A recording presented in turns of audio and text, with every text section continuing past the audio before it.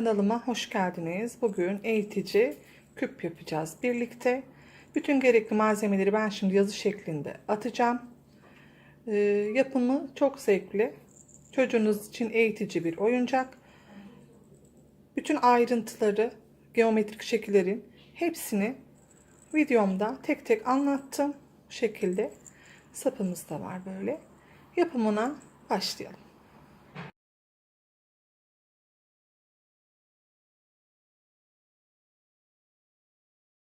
Bir de şöyle parçaya ihtiyacım var. Ben bunu yaptım. Kareye göre kestim. Buzdolabı sebzelik bölümü matı diye geçiyor. Bu Şok'ta var. Bakın süngerimsi bir şey. Bunu koyup da aralarına elyaf dolduracağım ki daha düzgün dursun. Sünger varsa elinizde ince onu da kesip motife göre yapabilirsiniz. 6 tane böyle parça kestim, hazırladım. Bu da olsun elinizde. Direkt doldurabilirsiniz ama o zaman böyle bir yamulma falan olabilir. Gene yani o şekilde de olur ama böyle daha düzgün oluyor. Elinizde bu da olsun. Şok marketlerden bulabilirsiniz. Buzdolabı sebzelik bölümü matı diye geçiyor. 6 tane kareyle başlıyoruz. Karelerimiz nasıl yapılacak? Ben renk renk kullandım.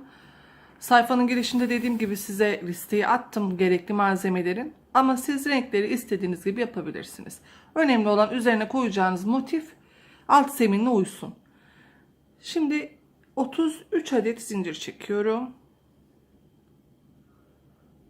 1, 2, 3, 4, 5, 8, 9, 10, 13, 15,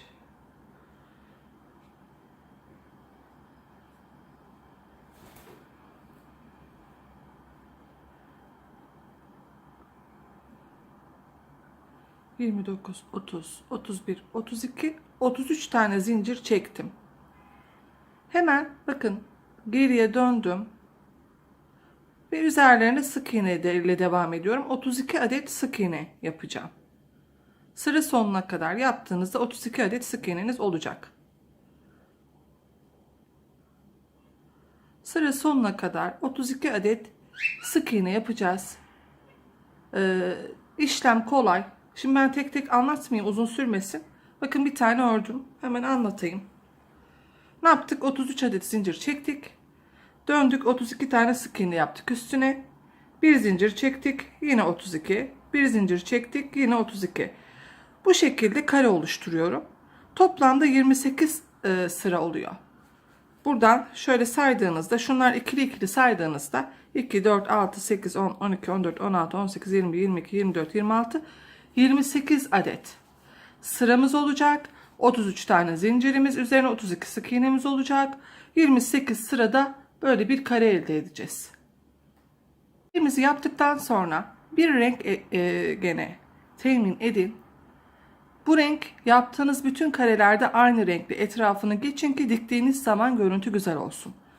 Ben açık gri kullandım. Yine istediğiniz bir rengi bütün yaptığınız karelerin etrafını aynı renkle benim göstereceğim işlemi yapın. En köşeden battım.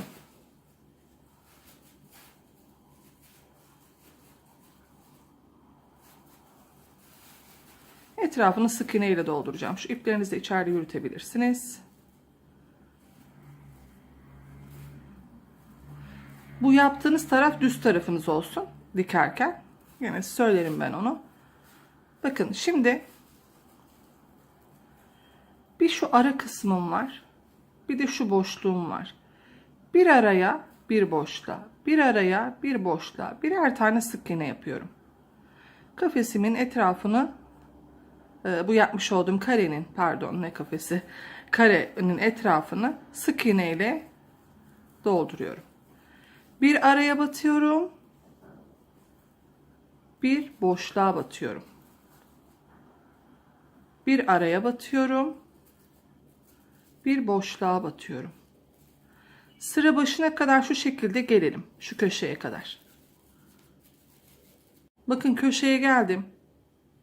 En köşeye battım. Sık iğne yaptım yine. Buraya aynı yere bir daha batın dönerken.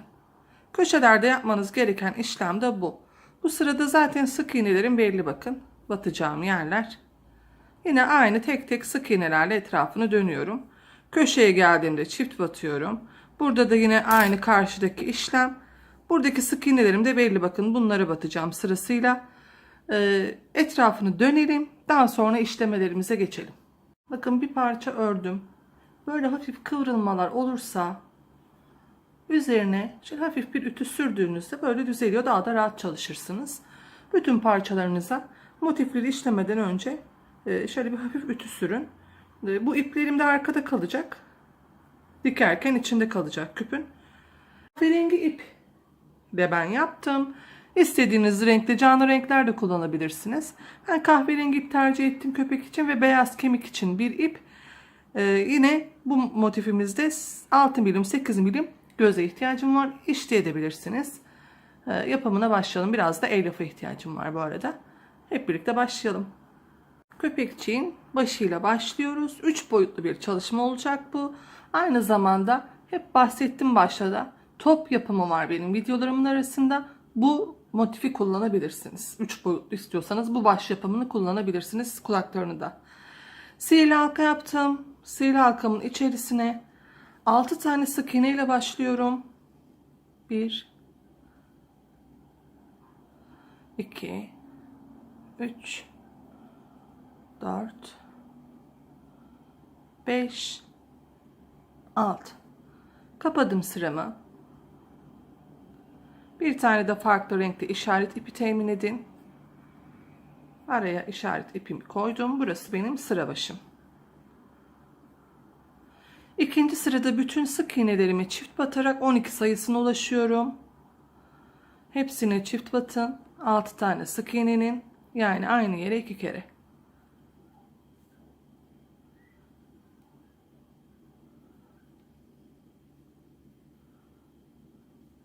...12 adet ikinci sıramın sonunda sık iğne sayım olacak.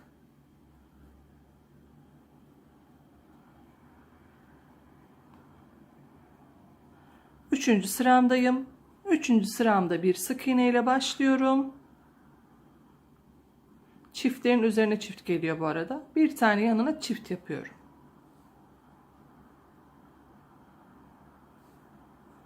Yine bir sık iğne, bir çift. 6 kere bu işlemi sıra sonuna kadar tekrarlıyorum. Bir sık iğne, bir çift, bir sık iğne, bir çift. Sıra sonunda 18 adet sık iğne sayımız olacak. Üçüncü sıramızı bitirdik. 18 tane de sık iğnemiz oldu. İşaret ipimizi çıkartıyoruz. Dördüncü sıramıza geçiyoruz. 2 tane sık iğne ile başlıyorum yan yana. Bir tane çift yapıyorum bu sefer. Yanına yine. 2 sık iğne. Bir çift. 6 kere yine bu işlemi tekrarlamış oluyoruz. Sıra sonunda 24 adet sık iğne sayım oluyor. 2 sık bir çift yapıyoruz bu sırada. 5. sıramızda da 3 sık bir çift 30 sayısına ulaşıyoruz. 6. sıramızda da 4 sık bir çift 36 sayısına ulaşacağız. Yani siz şimdi bu işlemi 4 sık bir çifte kadar arttırın. 6. sırama denk geliyor. 36 adet de sık iğne sayım olacak. Bundan sonra 3 sık bir çift, ondan sonra da 4 sık bir çift. 7. sıramızda yapacağımız işlemi hep birlikte geçelim. 7. sıramıza geçiyoruz. 7, 8 ve 9. sıramızda hiçbir işlem yapmıyoruz. Her sık iğneye birer kere sırasıyla batarak 36 adet sık iğne sayısını koruyarak 3 sırada düz örelim. Ben şimdi 7. sıramdayım. 8, 9 da dahil 3 sırada düz öreceğiz ve başımızı bitireceğiz. Evet, 3 sırada düz ördük. ipimizi dikeceğimiz uzunlukta şöyle çekerek uzun bırakarak kesin.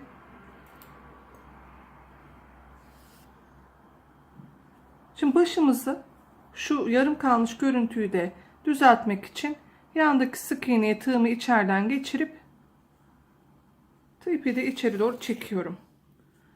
Böyle yaptığınızda burası daha düzgün olur. Şimdi bu başımız.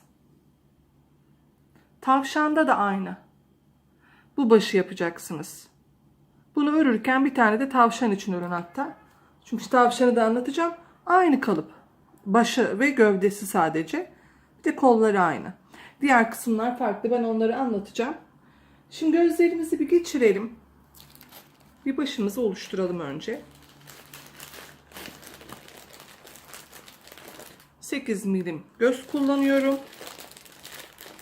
Göz takarsanız daha güzel ve ayrıntılı durur. Ama işlemek isterseniz, elinizde yok, temin edemezseniz işleyebilirsiniz. Benim penguen anahtarlık yapımında Uyuyan Kedi'de var göz işlemelerim, bakabilirsiniz. Şimdi tuttuğunuzda şu 6 tane sık iğne ile başladığımız yeri baz alarak hemen onun yanına batıyorum. Böyle ayarlayarak yerini. Bu kısma denk geldiğinde daha güzel durur. Diğer gözü de takıyorum. Şimdi söyleyeceğim aralığını, ne kadar ara olduğunu. Biraz daha. Yani doğaçlama taktım daha doğrusu, yuvarlak olduğu için, ama şimdi ben gene söyleyeceğim. Şöyle oturtturduğumda. Sihirli halkanın bu başladığım kısmın iki yanına, çift olan kısımların hemen yanına bakın. Arada bir sık iğne kaldı. Bu şekilde biraz da aşağıda gözlerim. Zaten bunu ortaladığınızda mesafe ayarlanacak. Gözlerimizi vidalayalım.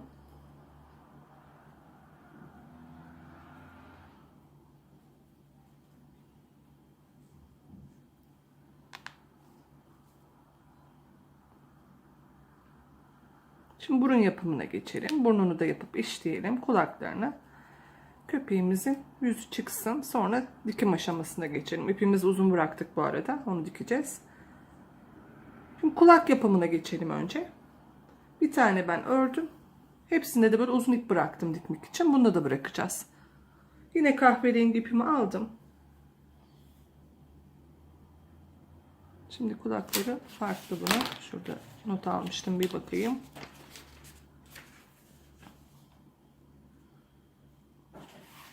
Yine 6 sık iğne ile başlıyoruz.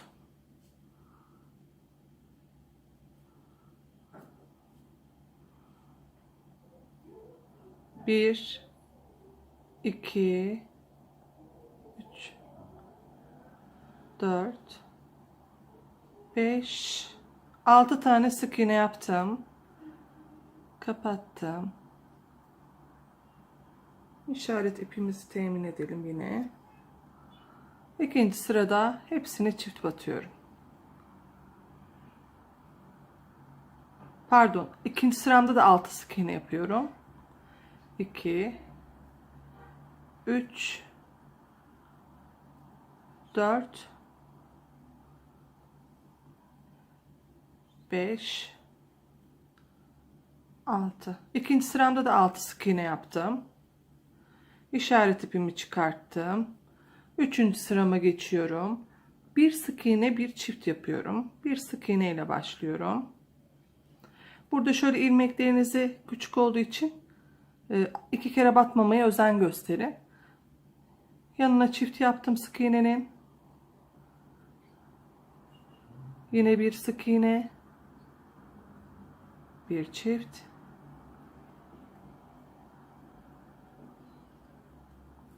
Bir sık iğne. Bir çift. 9 adet sık iğne sayınız olacak burada. Sayılar önemli. Üçüncü sıramızda da 9 adet sık iğnemiz olacak. Yine işaret ipimizi çıkarttık. Dördüncü sıramıza geçiyoruz. Burada da 9 sık iğne yapıyoruz. 1, 2, 3, 4, 5,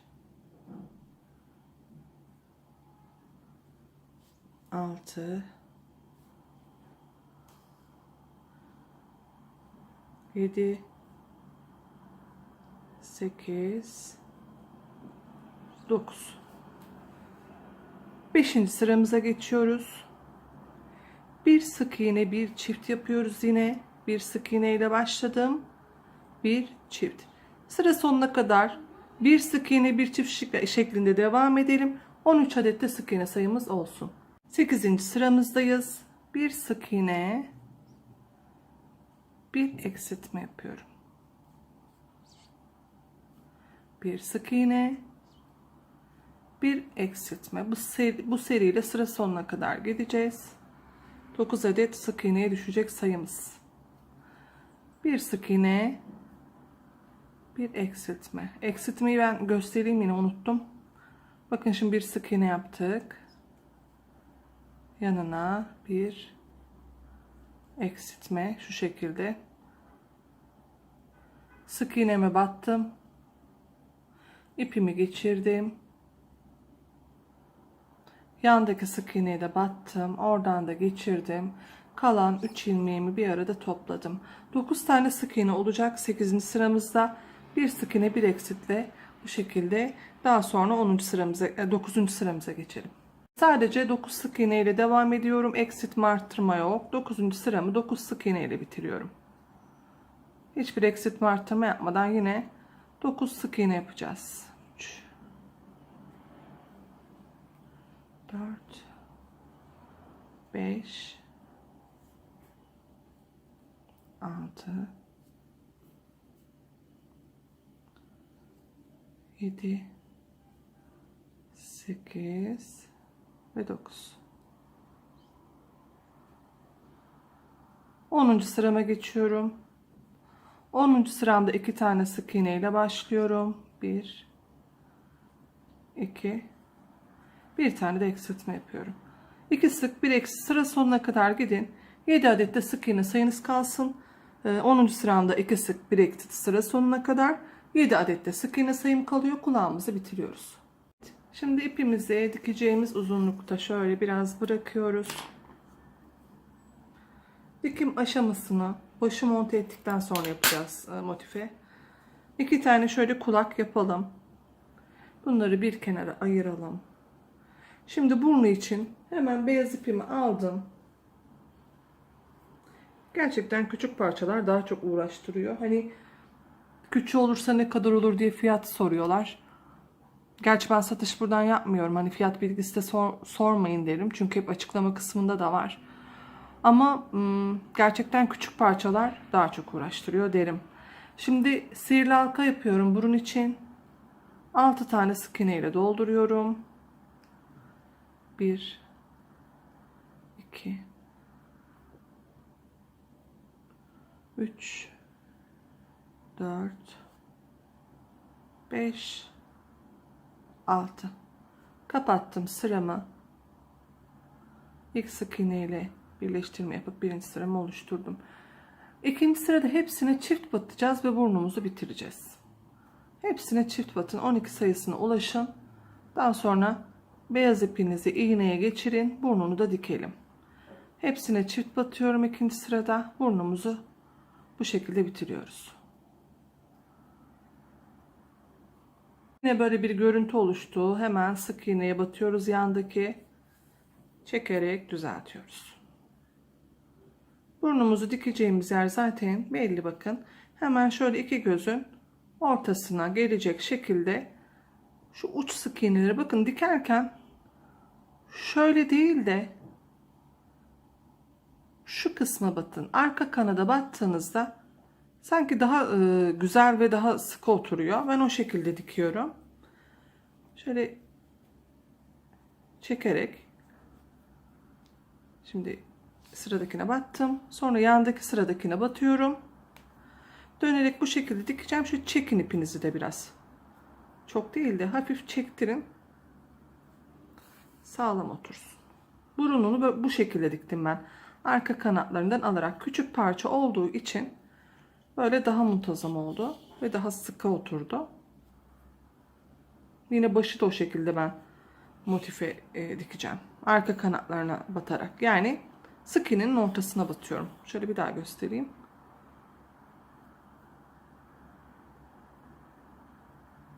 Bakın tam sık iğnenin arka kanadından şöyle ortasından şuradan çıktım. Bu şekilde dönerek dikelim. Ne kaldı? Gövde, kollar ve bacaklar kaldı. Burnunu da bir işleyelim. En ortasından çıkarttım. Kırmızı iple ben yapıyorum. Siyah da yapabilirsiniz. En ortasından şöyle çıkarttım. 6 tane sık iğne yapmış olduğum yere en orta kısma batıp bir çizgi oluşturdum. Daha sonra yandan gözün çaprazından çıktım. Yine ortaya battım.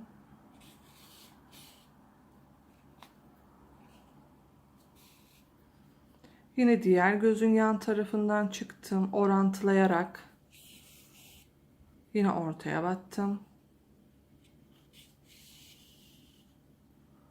Bu şekilde de bırakabilirsiniz. İsterseniz şu içini de doldurabilirsiniz.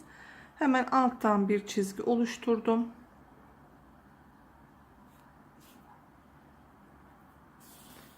Şöyle alta battım. Bir çizgi oluşturuyorum buraya da.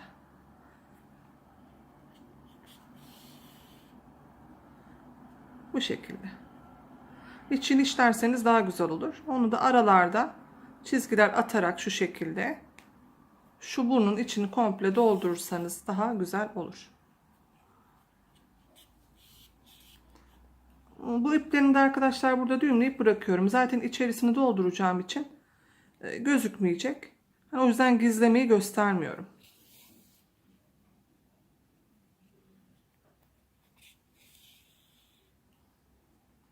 En sonda da şu uçtan çıktım. Şöyle elimle kontrollü bir şekilde diğer uca battım.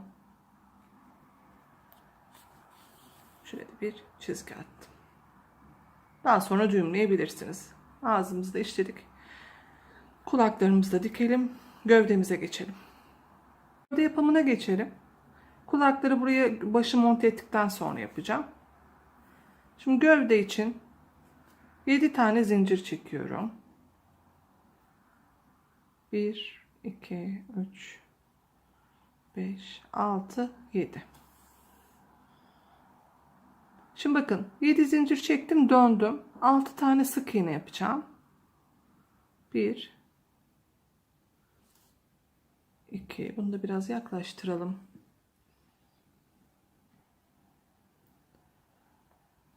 3, 4, 5, 6.'ya en son olana çift batın. 2 kere batıyorum. Buraya işaret ipimizi koyalım. Bizim sıra başımız olsun.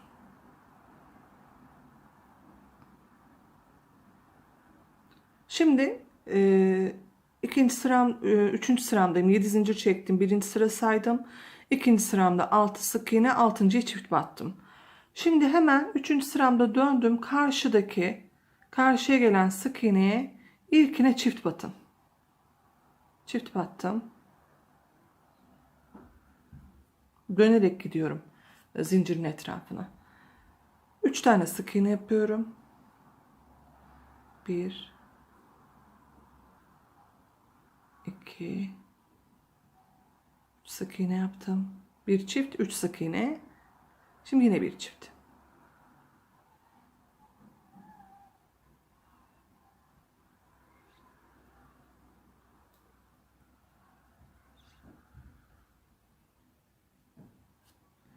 Şimdi burada 7 tane benim sık iğnem oldu. Hemen 6 sık iğne yapıyorum yine. 1,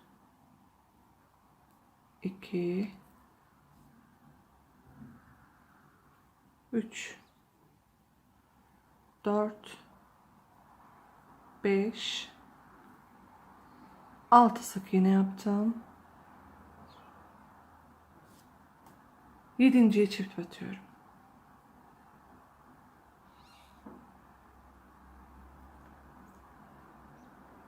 Ne yaptım? Şöyle biraz. 7 zincir çektim. Sonra 6 sık. 6.'ya çift battım. Orasını ben ikinci sıram saydım. Üçüncü sıramda bir çift, 3 sık iğne, bir çift, 6 sık, 7.'ye çift battım. Ben bunu isterseniz not düşerim yan tarafa. Bir kağıt kalem yazarak daha da rahat yapabilirsiniz. Şimdi yine çıkarttım işaret ipimi. Dördüncü sırama geçiyorum. Bir tane çiftle başlıyorum. Hemen yanına bir çift. En başta çiftle başladım. Yani aynı yere 2 kere battım. 5 tane sık iğne yapıyorum. 1 2 3 4 5 sık iğne yaptım. Yanına bir çift. Yanına yine bir çift. Yine 5 sık iğne. 1 2 3 4 5 sık iğne. Son 2 tane sık iğnem kaldı. Onları da çift batıyorum. Bir çift yaptım. Yanına bir çift daha yapıyorum. Burada da bizim toplamda 20 tane sık iğnemiz oldu. Kafanız karıştıysa ben hemen yana bunu düşeceğim. Tarifini vereceğim. Oradan yazılı şekilde de bunu yapabilirsiniz. Karıştırdığınız yer olursa bakarsınız. Şimdi 5. sırama geçiyorum. Çıkarttım işaret ipimi. Yine bir çift. Bir çiftle başladım. Yanına bir çift daha yapıyorum. 5 tane sık iğne sayıyorum. 1 2 3 4 5 sık iğne saydım. Şimdi yan yana 3 tane çift yapacağım. Bir çift yaptım.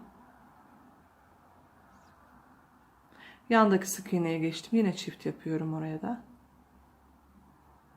Yandakine de çift.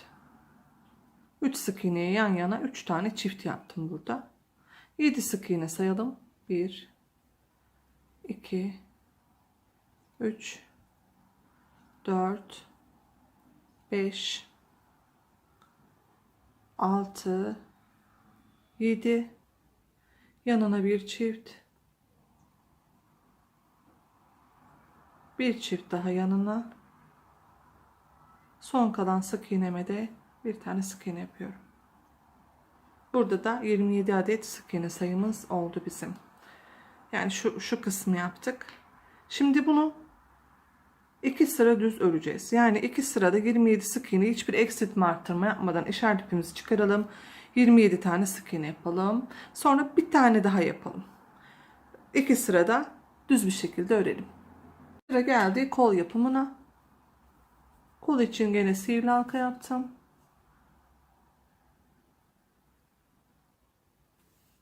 Altı tane sık iğne ile dolduruyorum içerisine. 1 2 3 4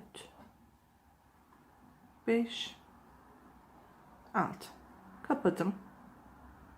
İlk sık iğneye batarak kaydırma yaptım. İşaret ipimizi koyuyoruz. Hepsine ikinci sırada çift batarak 12 sayısını elde ediyoruz.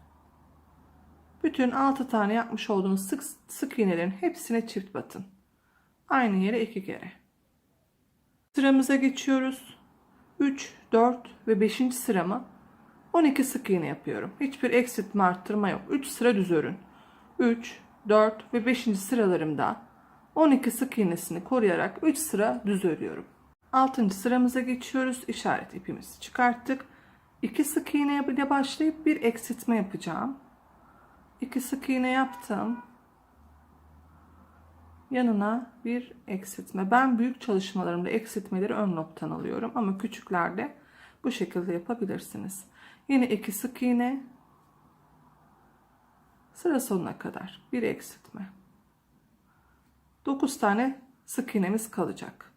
Yine 2 sık iğne, 1 2 bir tane de eksiltme. Burada şu alan küçüldüğü için sadece kolun el kısmına dolduracağım. Elyaflarımı şöyle elyaf dolduralım.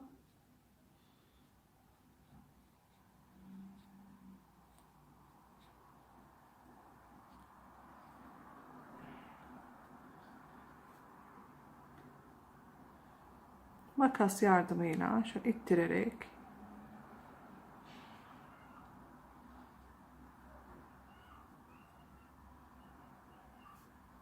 dolduruyorum.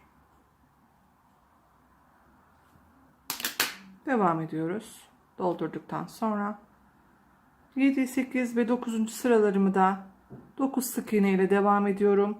Hiçbir eksiltme arttırma yok. 3 sıra düz örün. 7, 8, 9 da dahil. Hiçbir eksiltme arttırma yok. 3 sırada düz örelim 9 sık iğne sayısını koruyarak. 10. sıramıza geçiyoruz. 3 sıra düz ördük. İşaret ipimizi yine koyalım. Bu kısmı doldurmayacağız. Sadece şu elin içini doldurdum.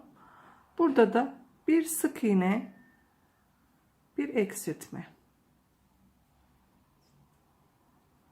Bir sık iğne, bir eksiltme. Sayımızı 6'ya düşürdük.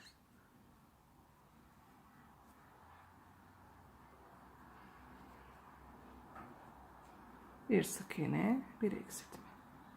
Sıra sonuna kadar bir sık, bir eksilt, bir sık iğne, bir eksilt yaptım. 6 adet de sık iğnem kaldı. Şimdi 6 tane de sık iğne düz örüyorum bir şekilde 11. sıramda. 11. sıramda da 6 tane sık iğne yapıyorum. Sayarak gidiyorum. İşaret ipimi çıkarttım. 3 4 5 6. Kolumuz bitti. 2 tane böyle kol yapacağız. İpimizi yine uzun tutacağız. Dikmek için bacak yapımına geçelim. Şimdi bacağının yapımıyla geçiyoruz. Sihirli halkaya 9 tane sık iğne yapıyorum. 1 2 3 4 5 6 7 8 9 tane sık iğne ile doldurun. Çekin ipinizi. İlk sık iğneye batarak sihirli halkanızı oluşturun. İkinci sıramda ve 9. sırama kadar 9 sık iğne sayısını devam ettireceğim. Hiçbir eksiltme arttırma yapmayacağım. İkinci sıramda da 9 sık iğne yapıyorum. 3, 4, 5, 6, 7, 8, 9 da dahil. Hiçbir eksiltme arttırma yapmadan 9 sık iğnesini koruyarak 9. sırama kadar, yani o da dahil, 9 sık iğneyi yapalım. 9. sırama kadar ördüm. Düz bir şekilde hiçbir eksiltme arttırma yapmadan şu ucunu, bacakların uç kısmını dolduracağım. Böyle zorlandığınızda makas yardımıyla ittirerek rahatlıkla doldurabilirsiniz.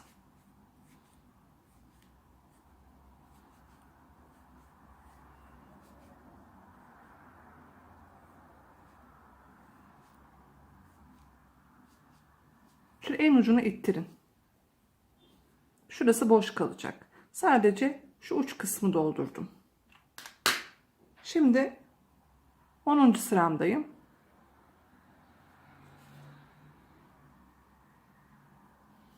10. sıramda da bir sık iğne, bir eksikle bitireceğim. 6 sık iğneye düşüreceğim. Bir tane sık iğne yaptım. Yanına bir eksiltme yapıyorum.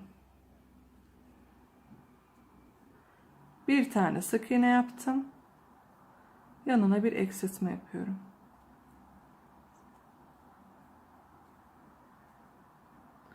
Bir sık iğne. Yine bir eksiltme. 6 adet sık iğne sayım kaldı. Burası sonuydu zaten. Bu şekilde bacaklarımız oluştu. İpim benim kısaydı zaten. Dikmek için şöyle bırakıyoruz.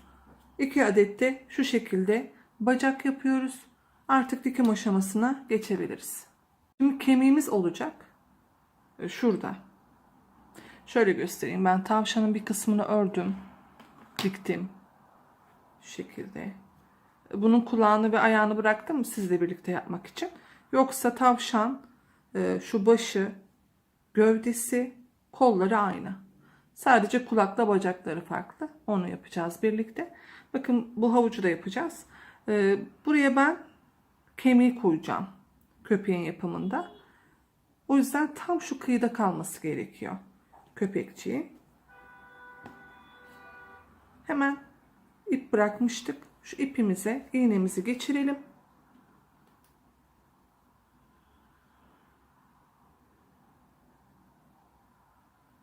Daha sonra bakın tam şuradayım. Neredeyse ipim başı düz gelecek şekilde şöyle yerleştirdim. Tam bu ana rengi yaptığınız, kare motifi yaptığınız yerin tam böyle üstüne denk gelsin. Kulaklar dışarıda kalacak. Pardon, tavşanda. Bunu da aşağı doğru bakacak. Tam şuraya denk gelsin ve düzgün dursun. İsterseniz böyle bir iğneleyin. Bir kısım diktikten sonra dolduracağım içerisini. İçerisini doldurup dikerseniz daha muntazam olur. Şimdi şuradan bir tutturalım. Yine bakın şu sık iğnelere arka loblarına batıyorum.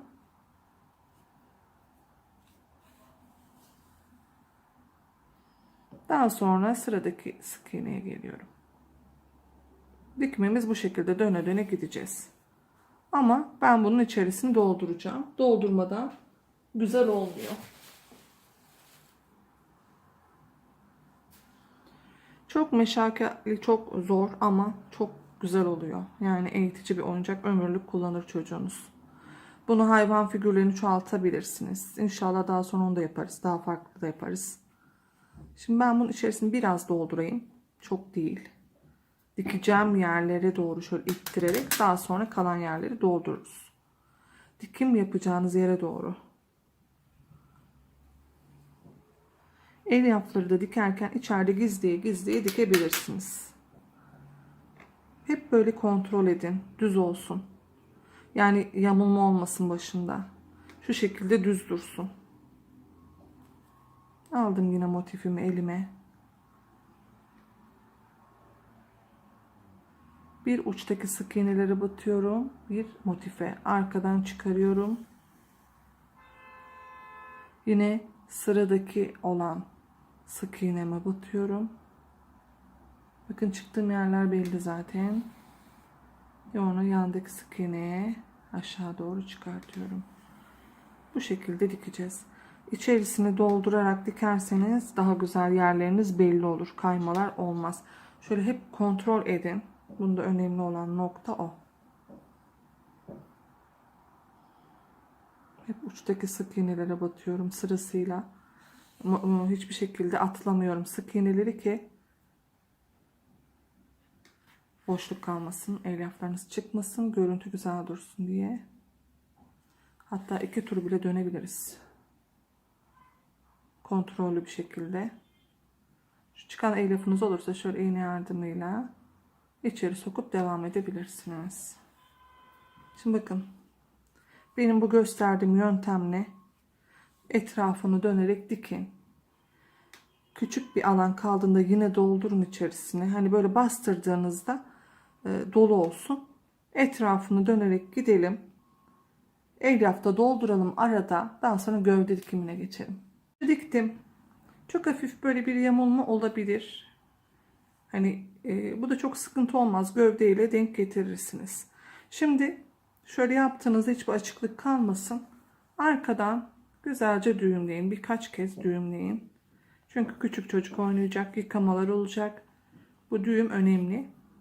Sonra şöyle gizleyerek kesebilirsiniz. Zaten arkası içeride kalacağı için çok büyük sıkıntı olmuyor. Bu şekilde yaptık başımızı. Diktik. Şimdi gövdeyi de aynı yöntemle biraz zor oluyor. Yani dikimi gerçekten zor oluyor. Gövdeyi de tam şöyle bakın benim hafif şöyle kafa yana doğru gitti. Video hem çekerek hep anlatarak yaparken yoksa bakın bunda düzgün. Daha düzgün. Şimdi video çekiminde yaparken dikimde biraz sıkıntı olabiliyor ama çok büyük bir sıkıntı olsaydı sökerdim. Böyle görüntü hoşuma gitti. Tam gövdeyi de buraya aynı yöntemle bakın başa birleştirdim. Şuradan başlayarak şöyle komple dikin etrafını. Sonra hafif şu başa şu kısmı biraz yapışsın. Oraya da bir tutturacağız. İçerisini dolduralım ve dikelim. Yine aynı şekilde etrafını dönerek, yalnız şu gövdeniz düz dursun, bu yamuk durmasın. Şöyle düz bir şekilde yapalım.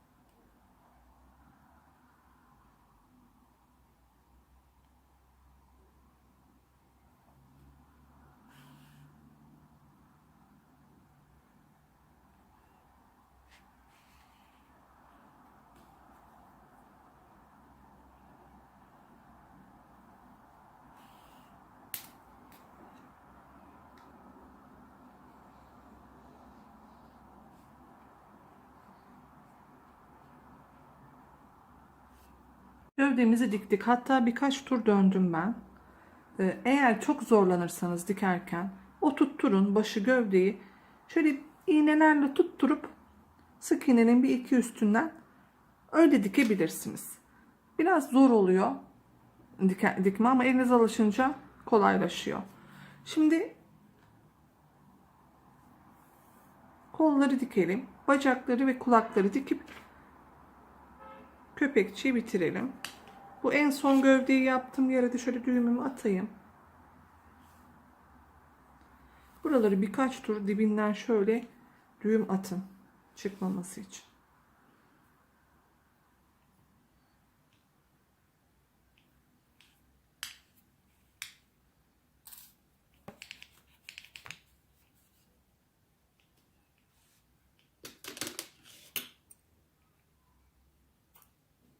İplerimi gizlemeyeceğim içeride. Zaten onlar gizlenecek diktiğim zaman.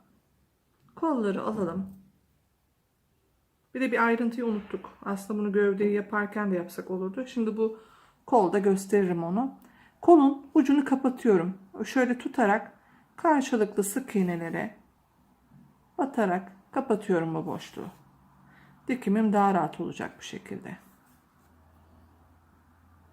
Karşılıklı sık iğnelere batarak en uca kadar geldim.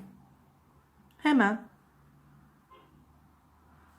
bakın bu diktiğim yan duracak şekilde başla gövdenin arasına şurayı dikeceğim. Sadece üstten dikmem yeterli. Çünkü komple o boşluğu kapattığımız için. Hemen burayı yapsaydık baştan, aslında orayı şimdi ben unuttum. Göstereceğim. Çünkü böyle açılma olmayacak onu yaptığımız zaman. Şu başla gövdeyi bir dikeceğiz.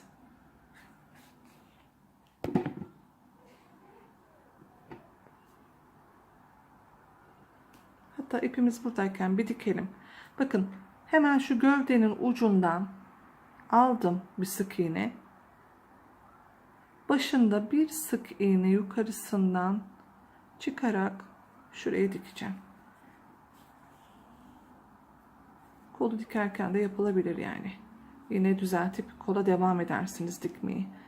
Gövdenin yine şöyle sık iğnesinden alıp başında bir sık iğne yukarısından denk gelen yerden tutturacağım. Bir iki tel tutturduğunuzda zaten yeterli olacak. Şimdi başlayalım kolu dikmeye.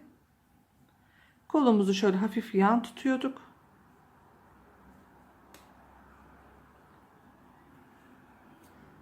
Tam uçtaki sık iğneye batıyorum.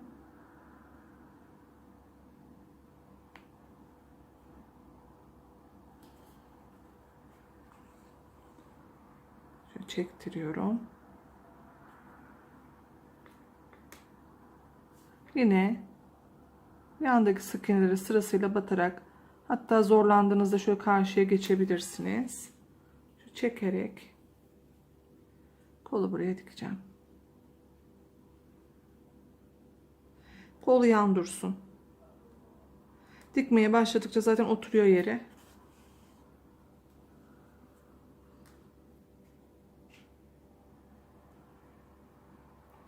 Yan tutarak denk gelen yerlerden dikiyorum.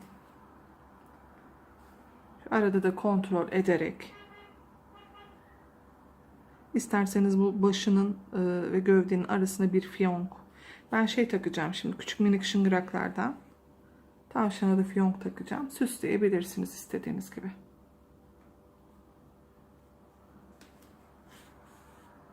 Duruş bu olacak. Bakın yanda kaldı kolum. Böyle.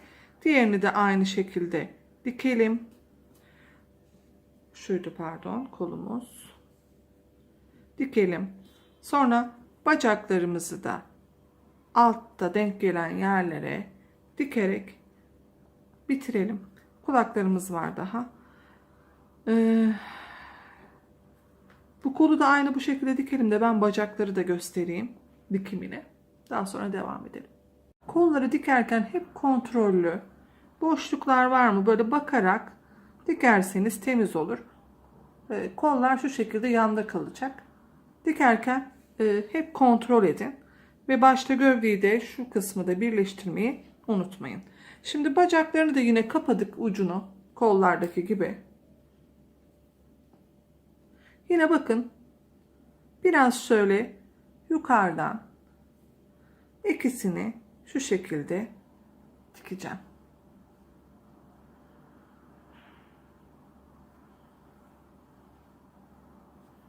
Zaten oturtturduğumda yana denk gelen yerleri belli. Bir bunun ucundan, bir gövdeye denk gelen kısımdan dikeceğim. Şöyle oturtturarak. İğneleyerek yeni başlayan arkadaşlar çalışabilir bunu.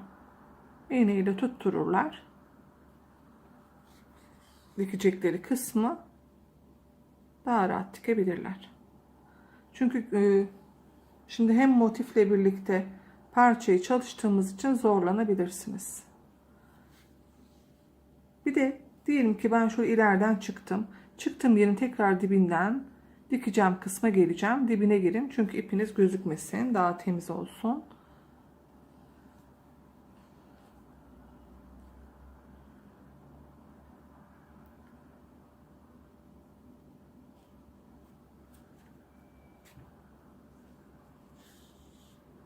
Bu şekilde burayı ve diğer bacağı da dikelim. Aynı bu gösterdiğim yöntemle. Sonra kulaklarının dikimine geçelim. Ben bacakları diktim. Bakın bu şekilde. Yanlarından tutturdum güzelce. Kulağının birini de diktim. Kulak bu şekilde olacak. Gene kulağında şu boşluk kısmını kapatacağız. Onun için karşılıklı sık iğneleri birleştiriyorduk ipimizle. Bu şekilde daha rahat dikersiniz.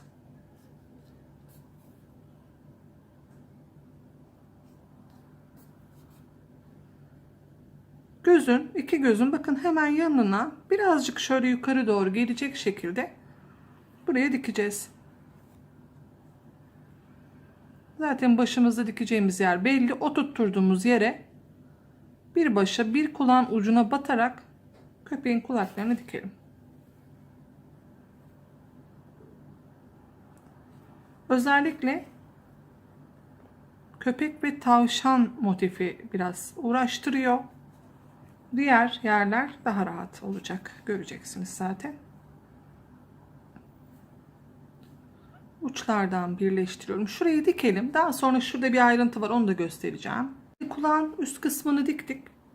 Bakın bu havada değil. Onu nasıl yaptım? Kulağı şöyle oturtturun.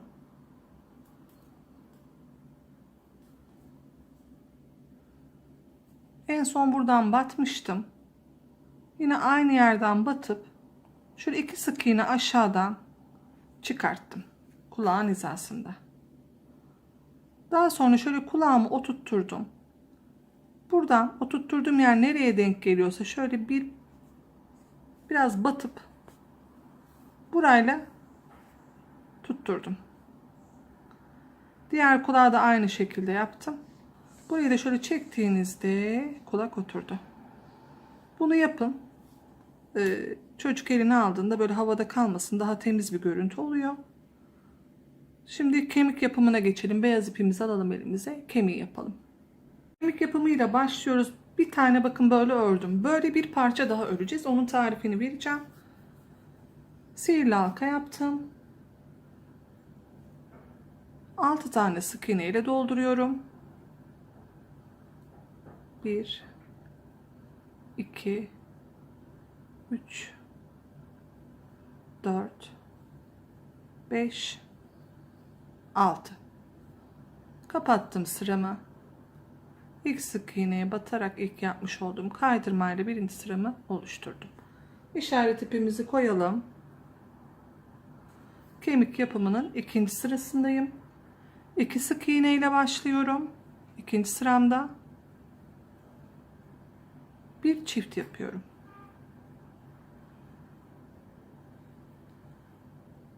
Yine 2 sık iğne, bir çift. İkinci sıramda 8 tane sık iğnem oldu. Çıkartıyorum işaret ipimi. Üçüncü ve dördüncü sıramda 8 sık iğne. Hiçbir arttırma, eksiltme yok. 8 tane battığınıza emin olun. 3 ve 4. sıralarım 8 tane sık iğne ile yapalım. 2 sıra düz örelim. İkinci parçamız. Bu verdiğim tariften bir tane daha örün. Bunu kestik ipine.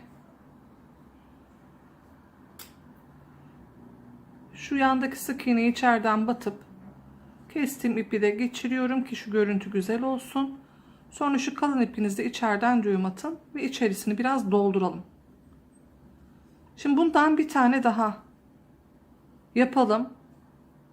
Aynı parçadan 6 sık iğne birinci sıra, ikinci sıra 2 sık iğne bir çift 8 sık iğne, 3 ile 4'ü de 8 sıra 8 sık iğne yaptım, yani düz ördüm. Bundan bir parça daha örüyorsunuz. Şimdi birleştirmeyi göstereceğim. 2 parça ördüm. İkinci parçamın ipini kesmedim, bakın içlerini de sıkıca doldurdum.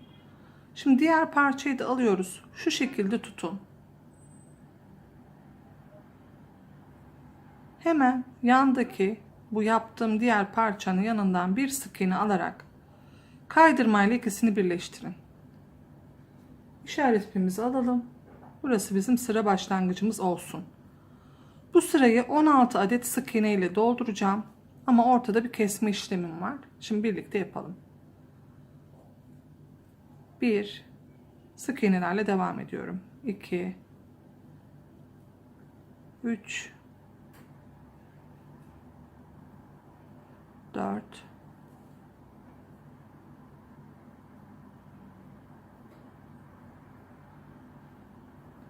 5 6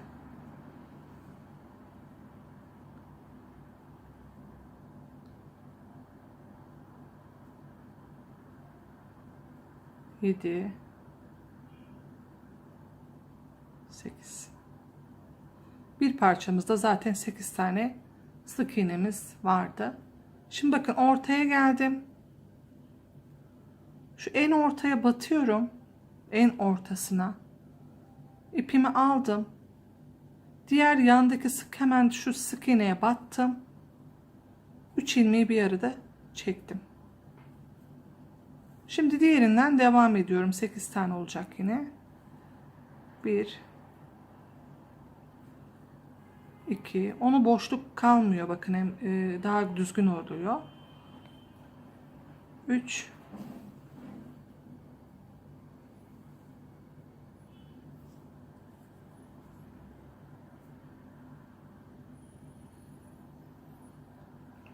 4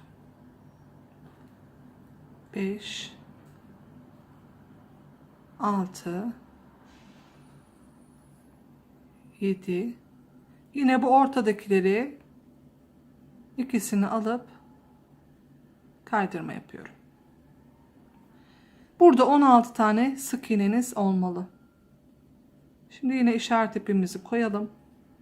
Burası 5. sıramızda bizim. Parçalar 4 sıradan oluştu. 5. sıramızda. 6. sıramızda da 2 sık iğne bir exit yapıyorum. 2 sık iğne ile başlıyorum. Bir tane exit'imi yapıyorum. Sıra sonuna kadar bu şekilde gideceğim. 12 adet de sık iğnem olacak 6. sıramda. 6. sıra derken şuradan sayıyorum. 1, 2, 3, 4, 5, 6. Bu şekilde sayıyorum. 2 sık iğne bir eksitle sıra sonuna kadar gelelim. 12 adet de sık iğne sayımız kalmalı. Sonra 7. sıramıza geçelim. 2 sık iğne bir eksit yaptığım sırada şunu söylemeyi unuttum. Tam ortaya geldiğinizde bir ilmek atlayıp devam edin. Eğer ki diyelim ki 13 tane çıktı, yine bir eksiltme arada yapabilirsiniz. 12 tane olsun burada sık iğne sayınız. Aradaki o kestiğimiz bir ilmeği atladım en ortadan. Onu atlayıp diğer sık iğneye geçtim. 7. sıramızda da 2 sık iğne bir exit yapıyorum. Yine 2 sık iğne, 1,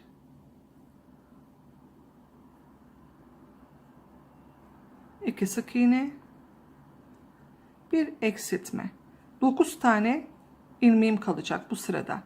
2 sık iğne bir exit, 2 sık iğne bir exit. İşaret ipimin olduğu yere kadar gidiyorum. 9 adet de sık iğne sayım kalıyor. Bu işlemden sonra da 2 sıra düz örüyorum. Hangi sıralarımız oluyor? 8 ve 9. sıralarımızı da düz bir şekilde 9 sık iğne yaparak örüyorum. 2 sırada düz örün. Hiçbir eksiltme arttırma yapmadan. Daha sonra da içerisini doldurup iki parçayı birleştireceğiz. Kemiğimiz oluşacak. Bir tane böyle parça elde ettik. Şimdi bu yarım kalmış görüntüyü nasıl düzeltiyorduk? Yandaki sık iğne iğnemle batıp çekiyordum.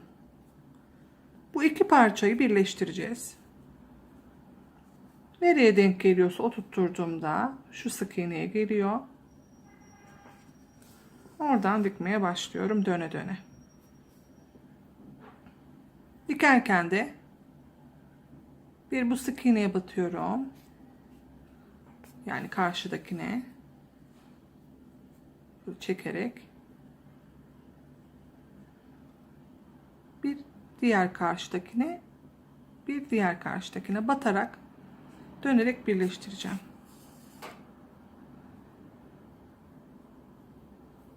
Yine sıradaki bütün sık iğneler zaten aynı sayıda olduğu için kemik sayıları bir gelecek. Tuttuğunuzda şu şekilde düz durması gerekiyor. Dönerek dikelim. Daha sonra nasıl buraya monte edeceğimizi gösterelim. Şimdi videonun başında ben gerekli malzemeleri atmıştım. Düğmeye ihtiyacımız var. Elinizde olan düğmeleri de kullanabilirsiniz. Şimdi köpeğin kemiği şu şekilde duracak. Düğme de yanında duracak. Buraya bir bağ oluşturacağız. Onun için 5 zincir çekiyorum. 1, 2, 3, 4, 5. Dönüyorum. Üzerine 4 tane sık iğne yapıyorum. 2, 3, 4. Bir zincir çektim. Yine dönüyorum. Yine 4 sık iğne. 1, 2, 3, 4. Bir zincir döndüm. Yine 4 sık iğne. Bu şekilde uzun bir kuşak elde edeceğiz. Bunun ölçüsünü ben şimdi size vereceğim ama siz yine de bunu kontrollü yapın. Şimdi onu da göstereceğim. Ben şimdi sayısını vereceğim. Önce öreyim. Denk gelen sayısını vereceğim. Ben 10 sıra ördüm kırmızıyı ama siz şimdi ipinizin inceliği, kalınlığı farklı olur. Kemik buradan düşmeyecek. Bakın bizim işlemimiz şuradan dikip buradan ilikle düğmeye geçirmek. Sıkı sıkı olduğu zaman kemiğiniz de düşmez. Buraya hani ona göre zincir çekin. Dikince daha iyi anlayacaksınız. Ben 10 sıra ördüm. 8 tane zincir çekiyorum. 1, 2, 3, 4, 5, 6, 7. Düğmeme göre çekiyorum. Eğer düğmeniz küçükse daha az çekin. 8 zinciri çekip diğer başla kaydırmayla buraya ilik oluşturuyorum. Bu şekilde. Şimdi bunu oluşturduktan sonra şurayı sık iğnelerle şu başa kadar gidiyorum.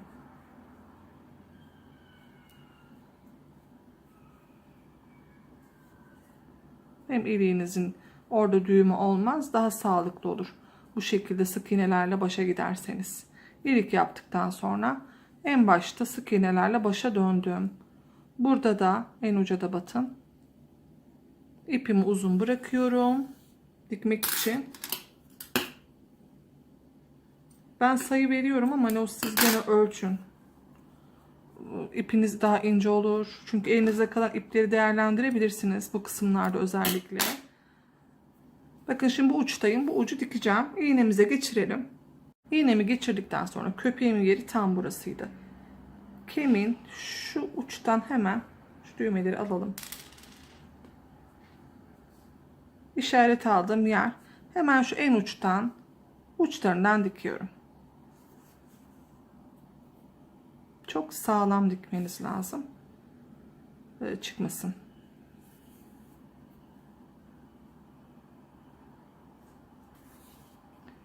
Şimdi tavşanı anlatacağım ama tavşan daha rahat olacak çünkü birebir hemen hemen çoğu yeri aynı olacak. Topta da bu şekilde yapabilirsiniz. Top çalışmasını 3 boyutlu isterseniz bu baş yapımını ve kulak yapımından yararlanabilirsiniz.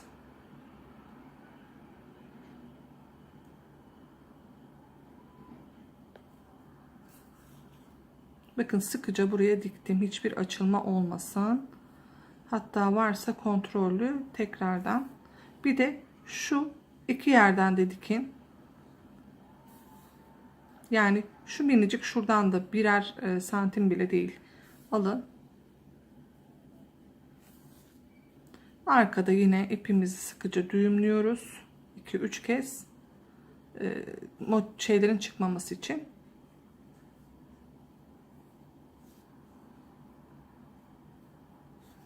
Buradan ipimizi kesiyoruz. Buralarda temizlemiyorum çünkü içerisinde kalacak. Hemen kesip bırakıyorum. Şimdi sıra geldi düğmemizi dikmeye. Düğmenin yerini de şöyle ayarlayın. Şimdi ben bu kemiği aldım. Bakın geçirdim. Bol olmasın. Şurası iyi sanırım. Çok gergin de olmasın. Bakın eğer böyle yaparsanız motifinizde oynamalar olur. Şurası sanırım iyi. Evet. Şuraya hemen dikeceğim düğmemi. Küçültebilirim aslında. Ben bu düğmem biraz benim büyükmüş. Şuraya bir düğme dikelim. Boncuk da olur. Düğme de olur. Önemli olan sağlam olması. Dikelim, daha sonra bu motifimizi bitirmiş olalım. Düğmemi de diktim.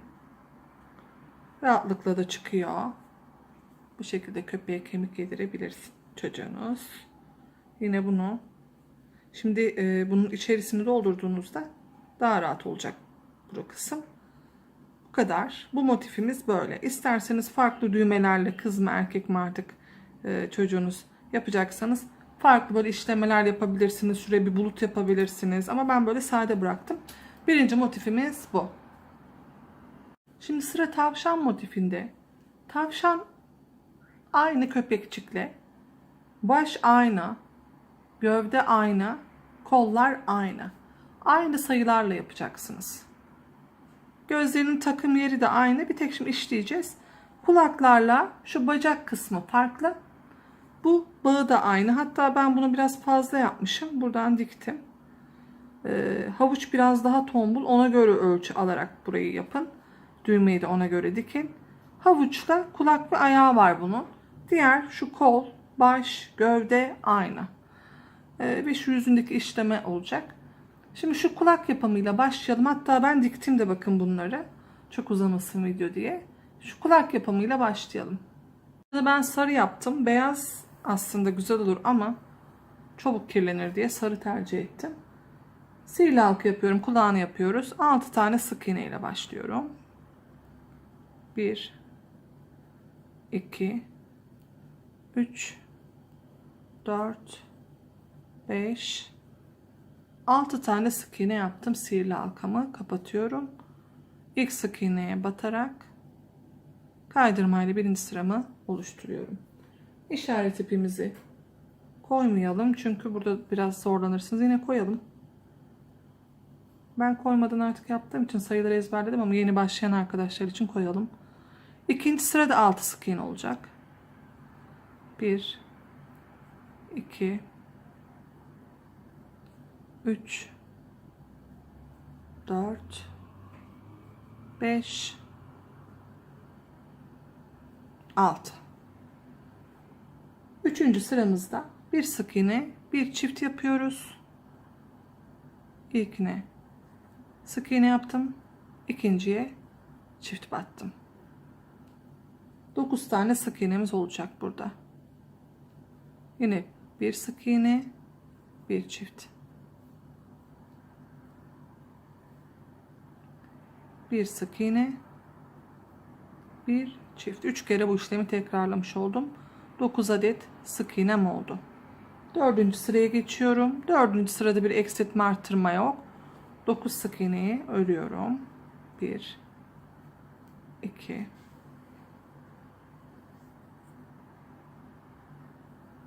3, 4, 5, 6, 7, 8, 9. Şimdi 5. sırama geçiyorum. 5. sıramda yine bir sık bir çiftle 13 sayısına ulaşacağım. Bir sık iğne, bir çift. Sıra sonuna kadar gidelim. 13 tane de sık iğnemiz olsun. Sırada son bir sık iğnemiz tek kalıyor. Onu da örüyoruz. 13 oldu. 5. sıramız. Şimdi 6, 7, 8. sıralarımızı hiçbir eksiltme arttırma yapmadan 13 sayısını koruyarak düz bir şekilde örelim. Yani 3 sırada düz örelim. 9. sıraya geçiyoruz. 3 sıra düz örmüştük. Bir sık, bir eksiltle sayımı 9'a düşüreceğim. Bir sık iğne yapıyorum. Bir eksiltme. Eksiltmeyi başta göstermiştim. Yine göstereyim. Bir sık iğne. Eksiltmelerde yandaki ilmeğe battım. İlmeğimi kapamadım. Bir yandakine battım. Yine kapamadım. 3 ilmeği bir kere de çektim. Bu şekilde sıra sonuna kadar bir sık iğne, bir eksiltle 9 tane de sık iğne sayınız kalsın. Sırada da bir tane sık iğneniz fazla kalıyor. Onu örüyorsunuz. 9'u elde ediyorsunuz. Burada şimdi hiçbir eksiltme arttırma yok. Kaçıncı sıramız? 10. 11. sıramızı da 9 sık iğne şeklinde örelim. Hiçbir eksiltme arttırma olmadan. 2 sırada düz örelim. Sıramız hazır. İki tane ördük. Birini de ördük. İpimizi de uzun kestik. Bacağını da örelim. Daha sonra onları dikelim. Tavşanımızın yüzü kalsın sadece işlemeleri. Bacaklar kolay. Sihirli halkaya 6 tane yine sık iğne yapıyorum. 1, 2, 3, 4, 5, 6.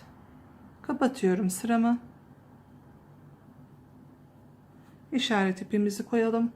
İkinci sırada da hepsine çift batıyorum. 12 sayısını elde ediyorum.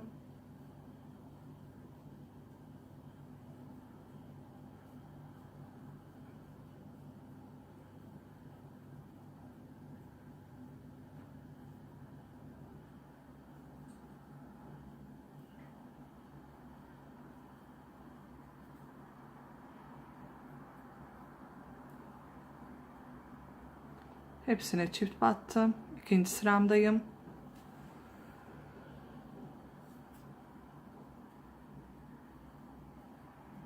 Üç, 4 ve 5. sıralarımı da düz örüp bacağı bitiriyorum. Hiçbir eksiltme arttırma yapmıyorum. 3. sırada 12 tane sık iğne yapıyorum.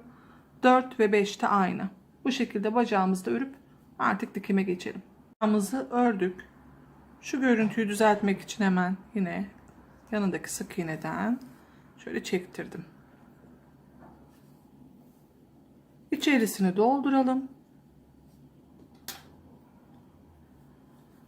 İçerisini doldurduğumuz için zaten dikim zor oluyor ama dediğim gibi iğneleyebilirsiniz zorlanırsanız.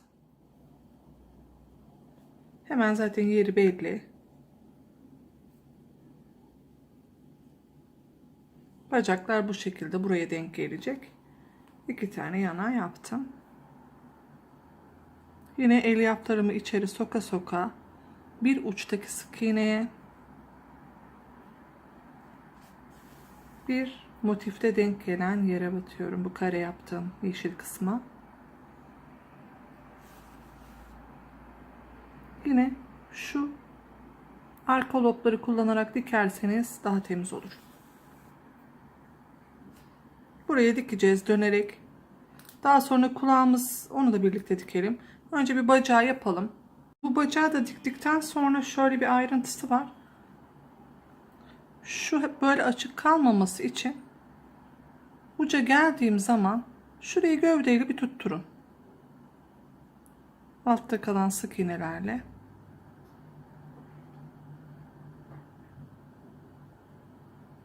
Bu şekilde tutturalım. Hep şöyle oturtup elinizle kontrol edin.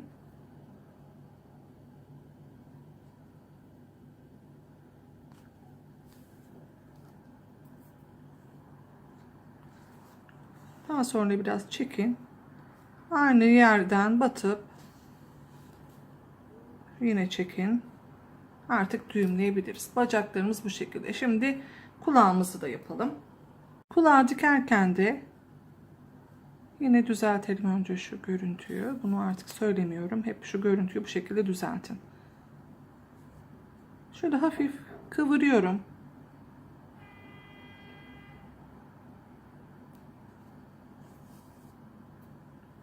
Kıvırdıktan sonra şu alt kısmını da bir birleştiriyorum. Boşluğu şöyle çekelim. Diktiğim yer, bunu diktim. Hemen şöyle gözün çaprazına. Bu da diğer gözün çaprazına. Başın. Bunu nereye diktiysem bunu da aynı yere dikiyorum.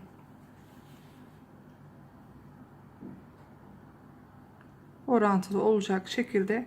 Ben şimdi arkadaşlar bunu dikeyim. Masada ayarlayamadım. Dikeceğiniz yer burası. Başa dikeceğiz.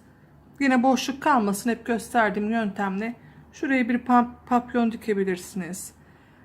Şimdi pembe de boyayacağız yanaklarını. İsterseniz kız çocuğuysa kirpik yapabilirsiniz. Süslemeler üzerinde yapabilirsiniz. Hemen böyle bir papyon diktim. Şimdi kırmızı ya da pembe istediğiniz iple şu burnunu işleyeceğiz. En arkadan sokabilirsiniz ipinizi. En ortadan çıkarttım. Sihirli halka yaptığım kısımdan.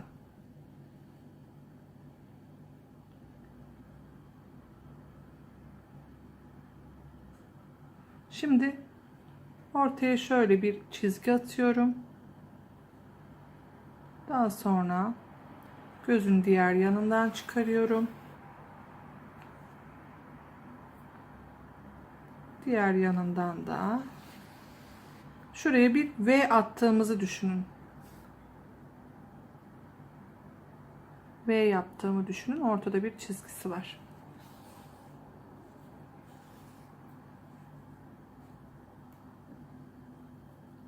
Daha sonra aşağıya gene bir çizgi atıyorum. İsterseniz bunu da köpekteki gibi doldurabilirsiniz içerisine. Ben böyle bırakacağım bu sefer. Ama şuraya bir çizgi atacağım.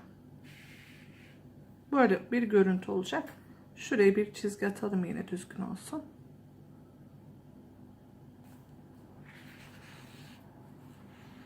Şu en tepe kısmına bir çizgi oluşturuyorum.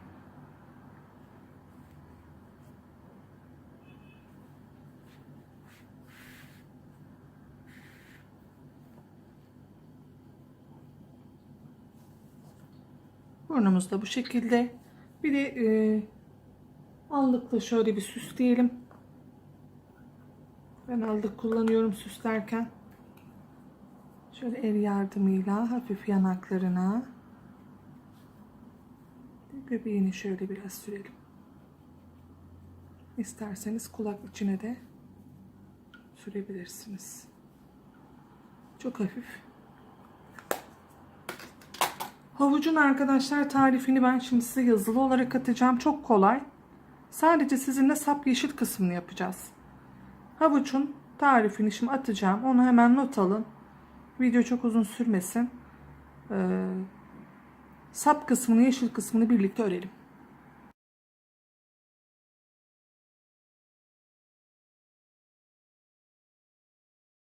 Havucun gövdesini yaptık.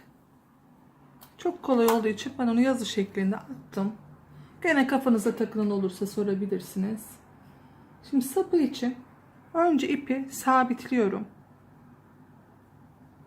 Burası bizim ilk başladığımız nokta, en son bitirdiğimiz yer.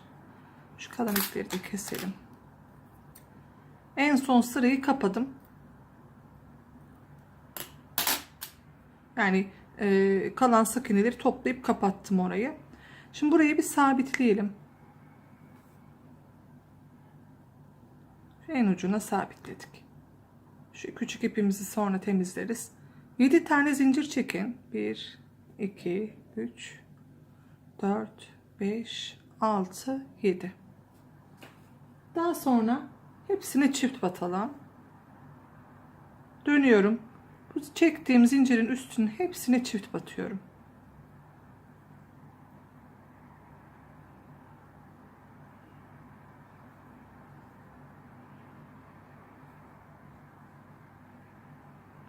Aşağı kadar çift şeklinde gidiyorum. Yeşil renkle yapıyoruz burayı tabii ki. Sapı olduğu için. 7 tane çekmiş olduğum zincirin üzerine geri dönüp hepsine çift battım. Bunu daha büyük, böyle biraz daha şey olsun istiyorsanız 8'de çekebilirsiniz. Elimle şöyle kıvırdım. Daha sonra yine 7 zincir. 1, 2, 3, 4, 5, 6, 7. Yine dönüp hepsine çift batıyorum. Aşağı doğru iniyorum.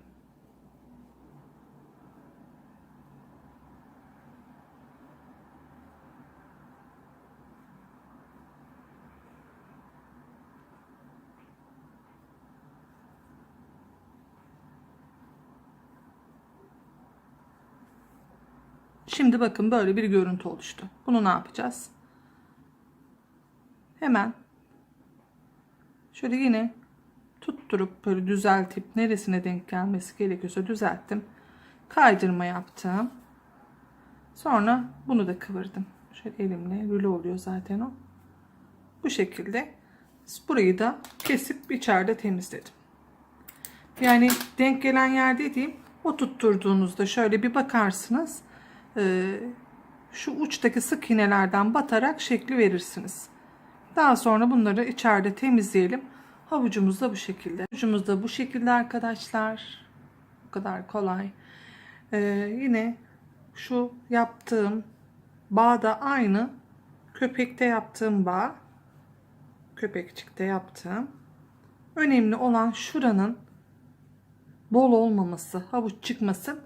Ben hatta bakın bunu biraz büyük yapmışım. Havuç biraz daha tombul, ölçü alın. Şöyle bir ayrıntı yaptım. Yani şuradan diktim. Yine havucumu oturtturdum. Görüntü de güzel oldu aslında. Tamamen doğaçlama. Nasıl isterseniz o şekilde süsleyebilirsiniz bu kısmı. Önemli olan bağın oturması. Havucun atacağım tarifini bu bölümde köpek ve kemiği, tavşanla da havucu yaptık. Çalışmalarımız bunlar. İkinci bölümde diğer parçaları yapacağız. Görüşmek üzere. İkinci bölümün linkini şimdi hemen atıyorum videodan sonra. İzlemek isteyen arkadaşlar oradan tıklayarak ulaşabilir.